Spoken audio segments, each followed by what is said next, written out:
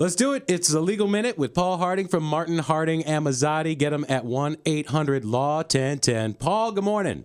Hey, good morning, Mike. Good morning, Mary. Good morning. So this interesting story, I forwarded it to you about the guy, an escapee, caught after 48 years. What did he rob a prison way back? And he got 17 years. He escaped, and he's been living a normal, regular life. Behaving himself. Yes, I got the chance to watch the video of him. There was a pretty neat video clip. So you look at this and you say, okay, look at the guy. He was a kid. He was young, made some mistakes, big mistakes, sentenced to 17 years in jail. During the course of getting him into jail, he escapes, but miraculously lives nearly 50 years without police involvement. Now, most people can't say that they haven't had something going on, a speeding ticket, something that would at least put you in the front of a judge or something. He's literally nothing on his record. He became a teacher, I think. Yeah, he worked at a school. He had done, and it just seemed like he got it together. But he went to apply for Social Security. Yeah, that's how they got him. That's how they got him. It is.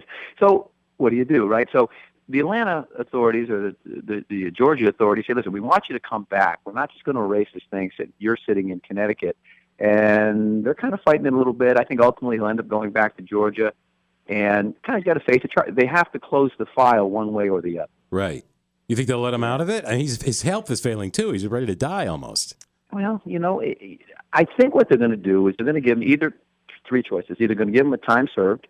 They're going to give him some kind of a 6-month commuted sentence where he's kind of just milling around somewhere, not with the traditional prison, or they're going to say, look, we're going to drop the charges, but 2 years of community service, whatever someone in his condition can do, and then close the file. Yeah, I don't see him going back at serving 5.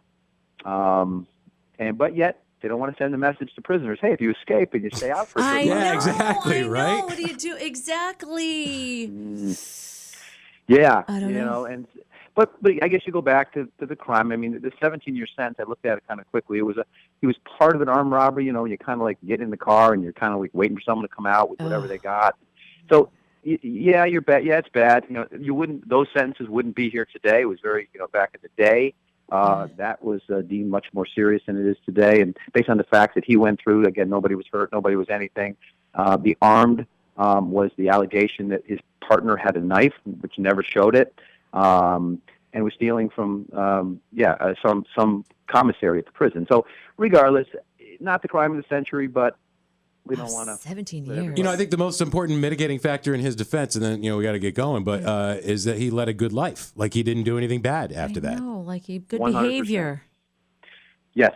I think that's going to weigh heavily, and we'll have to see what happens. Yeah. Hey, Paul, good to talk to you again. I will talk to you again next week. Thank you. Okay, guys.